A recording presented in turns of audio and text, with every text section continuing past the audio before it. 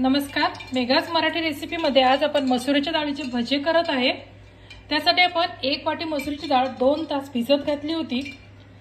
आपण वाटण तयार करणार आहे, त्यासाठी आपण हिरव्या मिरच्या घेतलेल्या आहे, लसूण घेतलेला आहे आणि धने आहेत ते आपण थोडेसे भाजून घेतलेले आहेत। सगळ्यात सुरुवातीला आपण याचं वाटण तयार करून घेऊ।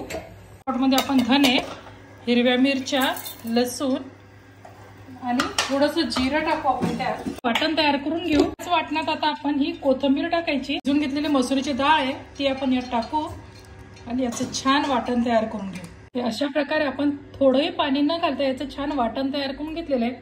हे आपण एका भांड्यात काढून घेऊ। या मिश्रणात आता आपण ओवा आणि तीळ टाकायचं आहे। चवीनुसार आपण याच्यात मीठ ऍड करू। त्यानंतर आपण यात थोडीशी हळद, थोडासा कांदा लसूण मसाला आणि थोडासा आपण रंगासाठी लाल तिखट ऍड करायचं।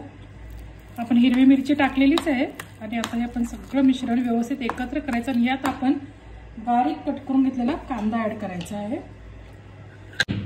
हे मिश्रण आता आपण व्यवस्थित एकत्र करून आपण याच्यासाठी तेल गरम करायला ठेवलेलं आहे।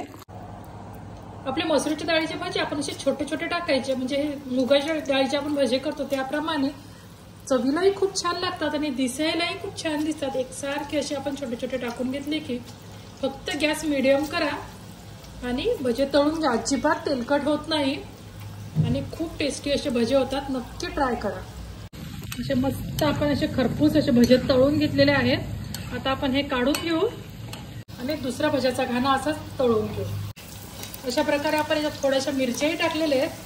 हा भज्याचा घाणा आपण काढून घेऊ आणि आपण सर्व करू आपले मसुरीच्या डाळीचे भजे। असे मस्त आपले खमंग आणि कुरकुरीत असे मसुरीच्या डाळीचे भजे तयार आहेत। तर ही रेसिपी नक्की एकदा ट्राय करा। याच्यासोबत आपण टोमॅटो आणि पुदिन्याची चटणी केलेली आहे। अप्रतिम चवीची अशी आंबट गोड तिखट अशी छान चटणी आहे। तर ही रेसिपी तुम्ही नक्की एकदा ट्राय करा। रेसिपीला लाईक करा, शेअर करा, सबस्क्राईब करा, जास्तीत जास्त शेअर करा आणि ही रेसिपी नक्की एकदा ट्राय करून पहा। थँक्यू।